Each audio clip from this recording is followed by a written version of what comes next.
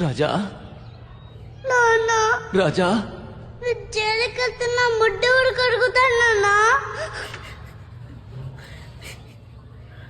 రాజా చెడ్డి తీ రాజా.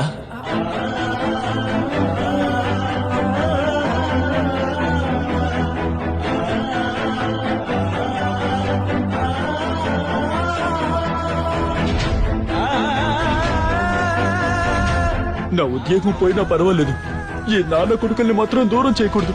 సరే సార్. పదండి పదండి. సరే సార్.